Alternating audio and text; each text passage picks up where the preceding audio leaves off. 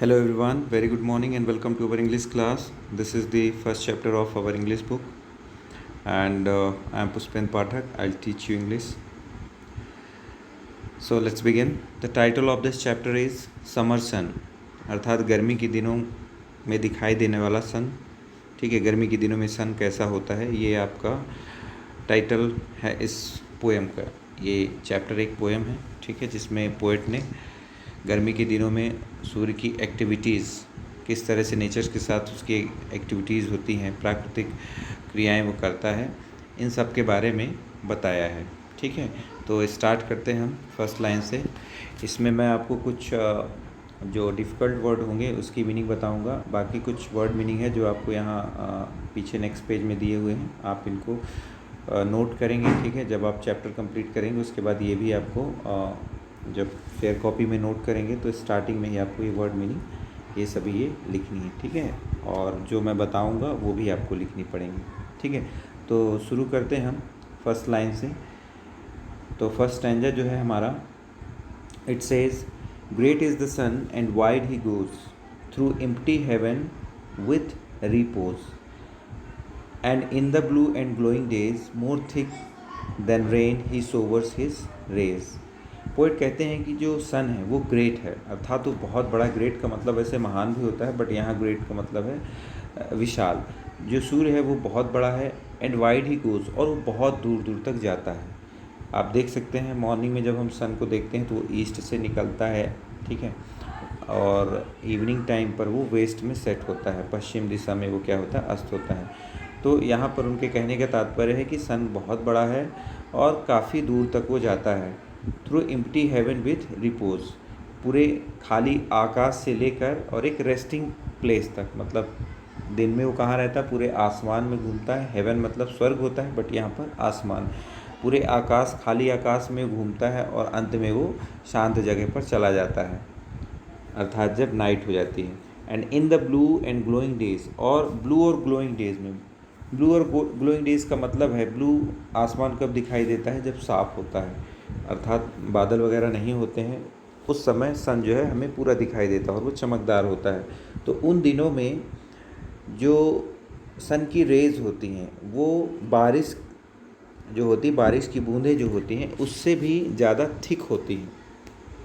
बारिश में आपने देखा होगा कि बादलों के कारण हमें सनरेज दिखाई नहीं देते, इनफैक्ट सूर्य भी नहीं दिखाई देता है.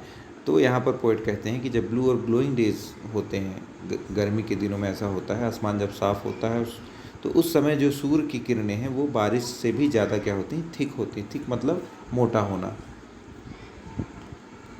एक बार फिर देखते हैं इन 4 लाइनों का मतलब. पोएट कहते हैं कि जो सन है वो बहुत बड़ा है और बहुत दूर दूर तक जाता है. वो खाली आसमान से लेकर रेस्टिंग प्लेस तक, इवनिंग में रेस्टिंग प्लेस तक जाता है. एंड जब आसमान साफ़ होता है और दिन जब चमकदार होते हैं, अर्थात दिन खुला होता है, तो उन दिनों में जो उसकी किरणें होती हैं वो बारिश से भी ज़्यादा मोटी होती हैं. Next stanza, though closer still the blinds we pull to keep the shady parlour cool. हालांकि वो हमारे पास ही है, फिर भी हम क्या करते हैं, खिड़कियां जो होती हैं, यहाँ पर ब्लाइंड का मतलब क्या है, विंडोज़. ठीक है, ब्लाइंड का मतलब क्या है, विंडो मतलब खिड़कियाँ. ठीक है, तो हालांकि सूर्य जो है हमसे पास में है, फिर भी हम क्या करते हैं, उसकी गर्मी से बचने के लिए खिड़कियों को बंद करते हैं ताकि हम क्या कर सकें, to keep the shady parlour cool. Shady parlour का मतलब, पार्लर मतलब होता है एक रूम हम कह सकते हैं. ठीक है, रहने का कमरा. तो हम खिड़कियाँ क्यों बंद करते हैं कि जो सन की हीट है, जो उसकी गर्मी है, वो ना आए कमरे के अंदर और वहाँ का जो माहौल है वो क्या हो, ठंडा रहे, कूल रहे, वहाँ पर गर्मी ना हो. गर्मी के दिनों में हम ऐसा करते हैं. जैसे अभी गर्मियाँ हैं तो हम दिन में क्या करते हैं, खिड़कियाँ बंद करते हैं ताकि गर्मी ना आए उसकी. Yet he will find a chink और टू, इसके बावजूद, येट मतलब इस पर भी, इसके बावजूद भी वो क्या करता है, ही विल फाइंड, वो ढूंढ लेता है, अ चिंक और टू. अ चिंक और टू, चिंक का मतलब होता है एक नैरो पास, मतलब बहुत ही पतला सा रास्ता. ठीक है, जहाँ से कोई चीज़ गुजर जाए. ठीक है, नैरो पास. इसके बावजूद भी खिड़कियाँ हम बंद करते हैं, इसके बावजूद भी कहीं ना कहीं से उसे छोटा सा पास, छोटी सी जगह मिल ही जाती है, 1 या 2 जगह ऐसी मिल ही जाती हैं to slip his golden fingers through, जहाँ से वो अपने गोल्डन फिंगर्स अर्थात अपनी किरणों को वो क्या करता है, अंदर ले आता है कमरे के। ठीक है, एक बार फिर देखते हैं इन 4 लाइनों को। पोएट कहते हैं कि हालांकि वो हमारे पास है, काफ़ी पास है, नज़दीक है, क्लोज़र है, फिर भी हम अपनी घर की खिड़कियां बंद करते हैं ताकि जो उसकी गर्मी है वो अंदर ना आए और हमारा कमरा है क्या है वो ठंडा रहे। इसके बावजूद भी कहीं ना कहीं से उसे 1 या 2 ऐसी छोटी जगह मिल जाती हैं जहाँ से वो अपनी उंगलियां, फिंगर्स क्या करता है, कमरे के अंदर लाता, अर्थात अपनी किरणें जो है कमरे तक पहुँचा देता है। Next stanza. The dusty attic spider clad he through the keyhole make glad. यहाँ पर पोइट कहते हैं the dusty attic spider clad, जो धूल भरी, डस्टी मतलब धूल जिसमें भरी हो, एटिक मतलब होता है अटारी। ठीक है, क्या होता है एटिक का मतलब अटारी। अटारी किसे बोलते हैं, जो आपने कच्चे घरों में देखा होगा, कमरे में रैक जो बना होता है, रैक उसे बोलते हैं, रैक सही वर्ड है।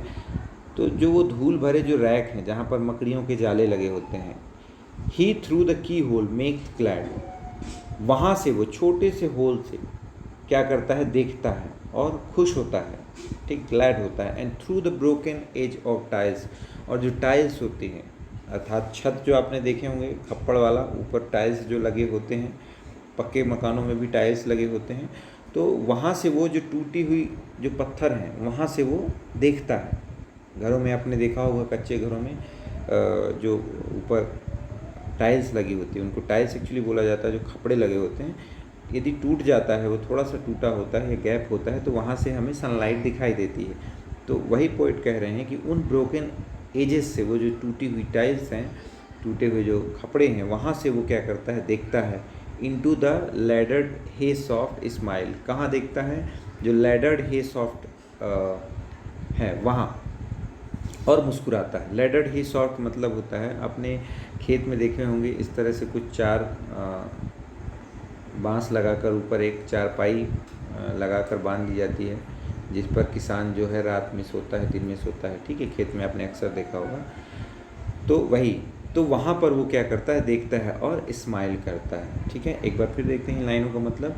यहाँ पर पोइट कहते हैं कि जो धूल भरी हुई अटारी है जहाँ पर जाले लगे हैं, वहाँ वो की होल से झांकता है और वो खुश होता है। और जो घरों के जो टाइल्स हैं, ठीक है, वहाँ जो किनारे टूटे हुए हैं वहाँ से वो देखता है। और जो किसान का जो घर, जो किसान के जो खेत में जो वो अपने रहने के लिए जो स्थान बनाता है, लैडर्ड हे सॉफ्ट, वहाँ वो देखता है और स्माइल करता है। ठीक है, लैडर्ड सॉफ्ट मतलब आप यहाँ, sorry, hay soft, hay loft मतलब आप यहाँ ये देख सकते हैं। ठीक है, a place at the top of farm building. ठीक है, इसके बाद next, mean time his golden face around he bears to all the garden ground and sheds a warm and glittering look amongst the eaves in most nook। यहाँ पर poet कहते हैं इसी बीच जो उसका गोल्डन फेस है, जो चारों तरफ उसका जो चेहरा है, जिसके चारों तरफ सोने जैसा रंग दिखाई देता है, अर्थात पीला जो सॉरी, जो चेहरे की उसके चारों तरफ पीलापन जो दिखाई देता है, उसकी वो रोशनी जो है गार्डन में क्या है, दिखाई देती है। गार्डन का जो ग्राउंड है वहाँ हमें दिखाई देती है, पूरे गार्डन में फैलती है। And shades a warm and glittering look, और पूरे गार्डन को क्या कर देती है, गर्म बना देती है।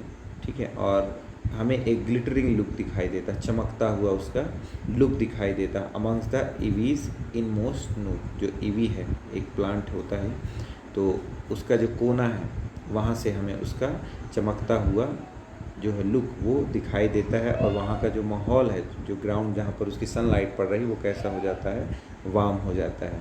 राइट, लास्ट स्टैंजा देखते हैं इसका। थोड़ा सा यहाँ पर बुक में क्लियरिटी नहीं थी, कोशिश करूँगा मैं आपको दिखाई दे। Above the hills along the blue,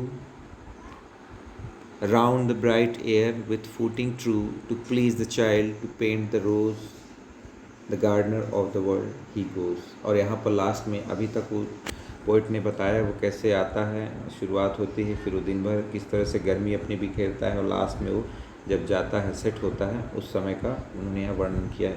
वो कहते हैं अबाउ द हिल्स, पहाड़ों के ऊपर, अलोंग द ब्लू, नीले आसमान के साथ साथ, round the bright air with footing true, और जो उसका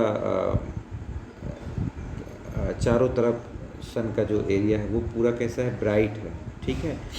to please the child, to paint the rose, बच्चे को खुश करने के लिए, जिससे बच्चा क्या हो, खुश हो सके, रोज़ जो है वो क्या हो, पेंट हो सके, रोज़ में कलर आ सके, वो लाल हो सके। The gardener of the world he goes, जो गार्डनर है इस संसार का, जो बागवान है जो इस संसार का, वो अंत में चला जाता है, अर्थात वो अस्त हो जाता है, ठीक है। आई होप आपको पोएम समझ में आई होगी, और यदि समझ में नहीं आई तो इससे आप एक बार पढ़िए, 2 बार पढ़िए, ठीक है, समझ में आएगी। और जो वर्ड्स हैं, डिफ़िकल्ट वर्ड्स, उन्हें मैंने हालांकि कोशिश की है कि आपको मीनिंग सारे बता दूं, उसके बावजूद यदि प्रॉब्लम है तो look in your dictionary, right. तो और इसको आप खुद से एक बार सेल्फ एक्सप्लेन करने की कोशिश करिए, ठीक है। इसके बाद हमें नेक्स्ट पेज में देखते हैं, यहाँ पर वर्ड मीनिंग है। तो यहाँ पर रिपोज मतलब दिया हुआ है, state of rest of feeling काम, मतलब एक ऐसी अवस्था जहाँ पर आप आराम महसूस करें, ठीक है, शांति महसूस करें। चिंक का मतलब मैंने आपको बताया, नैरो ओपनिंग, छोटी जगह। एटिक मतलब कोई रूम या जगह। हे लॉफ्ट मतलब एक जो किसान है, जहाँ पर फार्म बिल्डिंग जो होती है, जो अपने रहने के लिए बनाता है, ठीक है। एक घर भी हो सकता है, और मैंने बताया कि वो जो खेत पे बनाता है किसान, चारपाई बांध के ऊपर, 4 बांस के डंडों पर। ईवी एक क्लाइंबिंग प्लांट होता है, ठीक है, चढ़ने वाला पौधा, अर्थात जो क्लाइंब करता है। तो ये कुछ वर्ड मीनिंग है, इन्हें भी आपको नोट करना है, राइट। इसके नेक्स्ट वीडियो में हम इसके क्वेश्चन और आंसर कवर करेंगे, ठीक है। तो आपके लिए होमवर्क ये है कि आपके पास यदि बुक है तो आप इन टिक द करेक्ट आंसर्स को ज़रूर करिए, ठीक है। इससे आप मत देखिएगा, हो सकते हैं गलत भी टिक हो, ठीक है। तो आप सेल्फ ट्राई करिए इनको करने की, और नेक्स्ट वीडियो में मैं इनके करेक्ट आंसर्स आपको बताऊंगा, राइट। तो मिलते हैं नेक्स्ट वीडियो में, तब तक के लिए have a great day and thank you for watching.